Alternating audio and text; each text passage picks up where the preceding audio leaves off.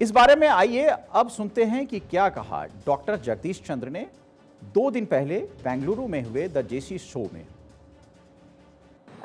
दो सवाल हैं सर। एक तो आपने क्योंकि जो संभावनाएं व्यक्त की उसका अगर मैं आपसे पूछूं कि कितनी प्रबल हैं तो आपने कह दिया कि काफी प्रबल नजर आती हैं।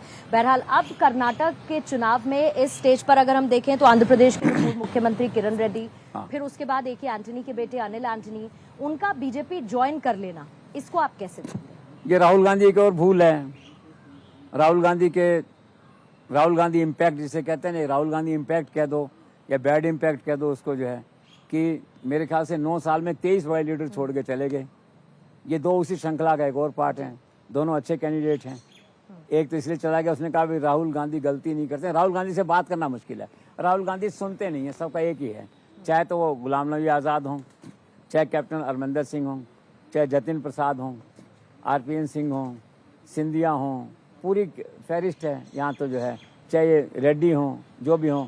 और सबसे बड़ा जो डैमेज हुआ नॉर्थ ईस्ट हाथ से निकल गया, वो जो हेमंत शर्मा हों, उन सब एक ही था, mishandling by Rahul Gandhi.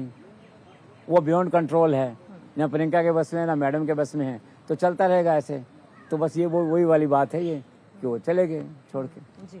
अब वो उस इसलिए चले गए, छोटी सी बात, वो जो अनिल हैं एंटोनी, उनके लड़के हैं, वो बहुत पढ़े लिखे हैं, विदेश में पढ़ के आए हुए हैं। वो कांग्रेस के आईटी सेल के इंचार्ज थे। वो बीबीसी की डॉक्यूमेंट्री बनी थी, उन्होंने कुछ समय विचार दे दिया, फ्रीडम ऑफ एक्सप्रेशन, उनके जो विचार थे पार्टी से नहीं मिलते होंगे उन्होंने, तो पार्टी उठा के सीधा उनको निकाल बाहर किया। तो बीजेपी वाले तो तैयार बैठ रहते हैं। बीजेपी के पास में इतना बढ़िया मॉनिटरिंग रहता है, कहीं कोई छोटा सा पत्ता हिले तो उनको एकदम से खड़क जाता है, दिल्ली में बैठ के बुला लेते हैं। शाम को प्लेन नहीं होता, रेगुलर सर्विस नहीं होती, चार्टर भेज देते हैं, आ जाओ भाई, फ्लाइट का वेट मत करो, जो है आ गया, उसने ज्वाइन कर लिया। तो राहुल गांधी रहते सब होता रहेगा ये। और सब कांग्रेस ने इसको स्वीकार कर लिया है कि ये तो जैसे ऑर्डर ऑफ द डे है, चलने दो।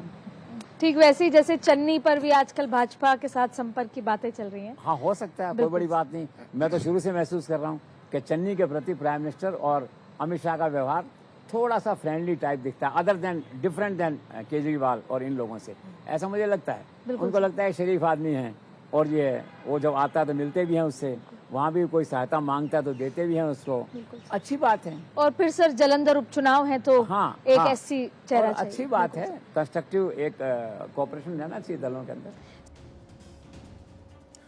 राजस्थान में एक नए गठजोड़ के संकेत मिल रहे हैं। सचिन पायलट और हनुमान बेनीवाल के गठजोड़ के संकेत। सूत्रों के अनुसार पायलट ने अभी तक नहीं लिया है कोई अंतिम फैसला, फिर भी उनके भाजपा में जाने और थर्ड फ्रंट बनाने की संभावनाएं बनी हुई हैं।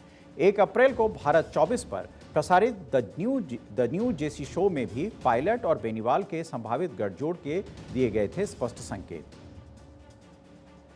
हनुमान बेनीवाल एक अलग फोर्स है अपने आप के अंदर, जो है उनकी खासियत क्या है कि वो अकेले जीत के आए चुनाव, 3 एमएलए हैं, उनके एक एमपी हैं खुद यहाँ पे, जो है जाट पॉलिटिक्स में एक अलग तरह की थ्रेट हो गए हैं। वो कभी बीजेपी के साथ होते हैं, कभी नहीं होते हैं। किसान आंदोलन पे किसान बिल को लेकर अलग हो गए। अमित शाह और उन्होंने मनाने की कोशिश की पीयूष गोयल ने, लेकिन नहीं जची बात उनके, तो नहीं गए। ये भी बात अजीब थी कि उन लोगों ने कहा, वो नहीं माने। अब वो कहते हैं मैं तो 50 पे खड़ा करूँगा लोगों को अपने यहाँ पे, I will be king maker. अब क्या दबंग आदमी है ना, यंग आदमी है, तो अब बाकी मैच्योरिटीज़ की उम्र के साथ साथ आती है व्यक्ति जीवन में, लेकिन राजनीति में तो मैच्योरिटी बहुत ज़रूरी नहीं है। राजनीति में तो आपको चाहिए aggression, aggression is full of aggression, जो है। तो उन्हें पायलट को कहा, बताया कि देखो भी तुम खड़े हो जाओ, मैं खड़ा हो जाता हूँ, दोनों 100 सीट लाते हैं, जो ज़्यादा लाएगा वो चीफ मिनिस्टर बन जाएगा। एक पॉलिटिकल गॉसिप जिसे आप कहते हैं। लेकिन ये तय है कि वो 50 सीटों पे खड़े करेगा, उससे समझौता या तो कांग्रेस करे या बीजेपी करे, कोई न कोई पार्टी उससे समझौता करेगी, ऐसा मुझे लगता है।